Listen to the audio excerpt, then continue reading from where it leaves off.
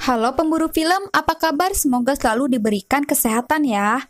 Kali ini aku akan membuat alur cerita film horor yang berjudul The Canal 2014. Di film ini menceritakan sebuah keluarga kecil yang menempati rumah baru mereka. David yang bekerja sebagai juru arsip mengetahui tentang fakta sebuah film yang berhubungan dengan rumah baru mereka. Dan kejadian apa yang akan dialami David dan keluarganya? Tidak berlama-lama lagi, langsung aja yuk kita ke ceritanya.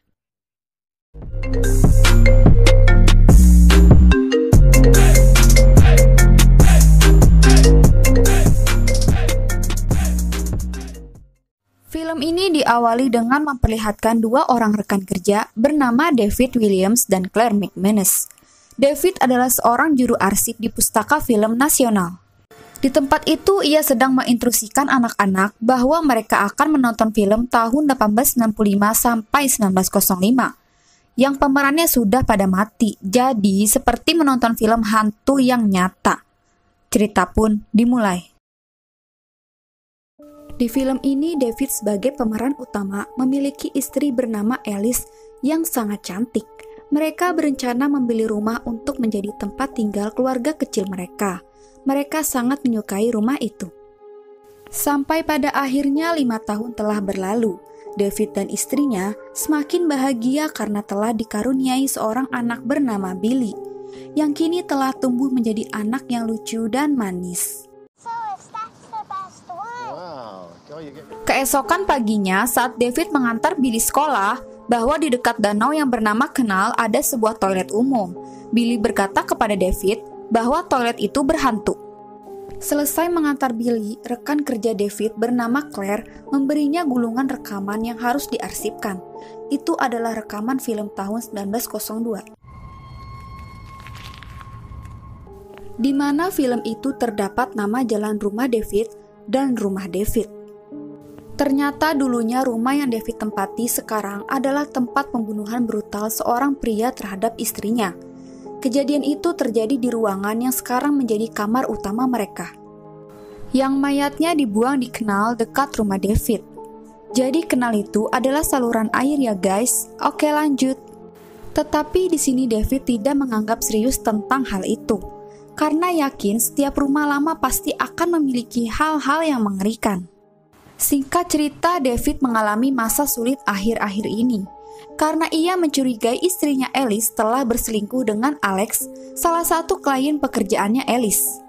Keesokan paginya, kecurigaan David kini menjadi kenyataan ketika ia mengikuti Alice pulang kerja dan Alice pergi bersama Alex sampai malam, lalu melihat dia sedang enak-enak dengan Alex. David yang hatinya hancur meraih palu. Niat hati ingin membunuh, David malah mengurungkan niatnya dan pergi keluar. Setelah sadar, ia melemparkan palunya ke kanal terdekat.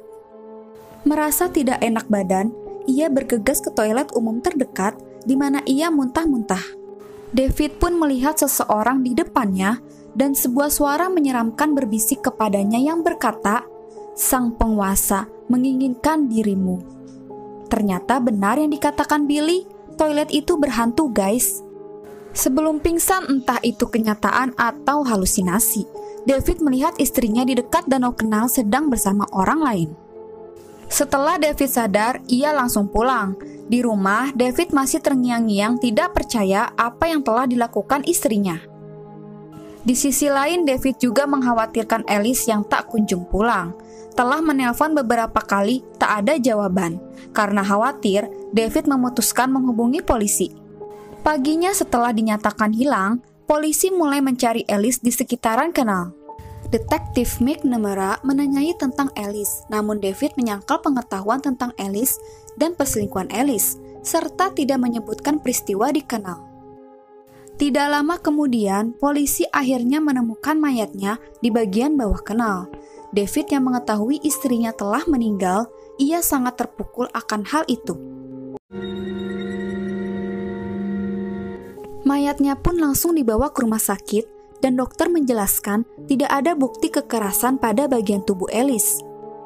Jadinya dokter berpikir bahwa Alice terjatuh karena salah satu tumit sepatunya patah.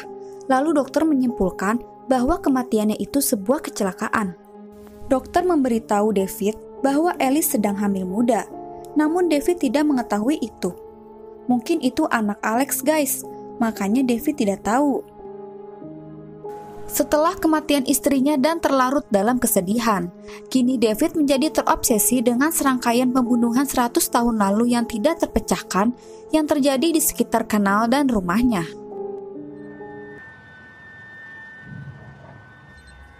Setelah itu perilaku David pun menjadi tidak menentu, yang membuat Claire cemas dan membebankan pengasuh Billy bernama Sophie.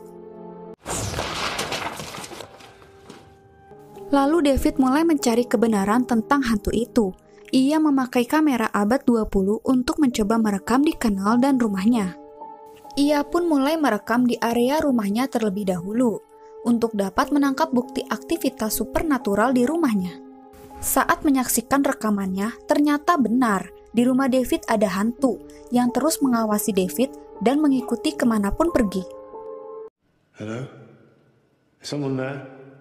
Keesokan paginya, David merekam kenal target David selanjutnya.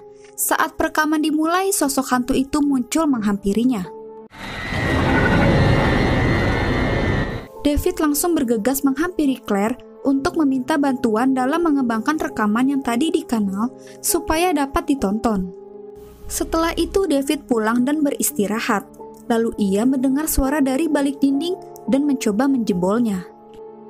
Ia menemukan lipatan kertas yang isinya adalah sebuah foto-foto keluarga si pembunuh brutal dan foto pemanggilan roh yang menjadi korbannya anak kecil. Di waktu yang bersamaan, David mendengar suara aneh dari arah belakang rumahnya, namun tidak menemukan apapun. Ia hanya melihat pintu terowongan terbuka. Karena penasaran, ia langsung masuk ke dalam.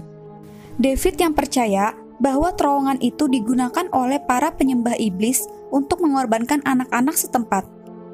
Saat di dalam, ia menemukan setumpukan kertas dan membukanya. Ia menemukan Buyo. Haha, lanjut. Ternyata itu adalah bayi guys. David yang kaget, spontan langsung membuangnya. David menjadi ketakutan, ia pergi dari tempat itu. Setelah diyakinkan bahwa ia telah melihat hantu terus-menerus, ia memindahkan Sophie dan Billy keluar dari rumahnya dan pindah ke kamar hotel untuk mengamankannya. David pun sekarang tinggal sendirian. Supaya tidak merasa kesepian, David mengobrol dengan Billy lewat video call untuk melepas kangennya juga. Namun tiba-tiba, David melihat hantu di latar belakang Billy.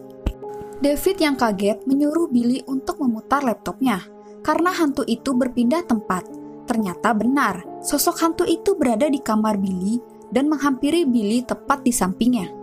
David yang panik, bergegas pergi dan dia masuk ke kamar hotel menakuti Sophie. David memindahkan mereka kembali ke rumah, tetapi ketika David tidak mau menjelaskan perilakunya, Sophie mengatakan kepadanya bahwa dia berencana untuk berhenti besok pagi. Malamnya Sophie diserang oleh hantu. David yang mendengar jeritan Sophie langsung menyembunyikan Sophie di lemari bersama Billy.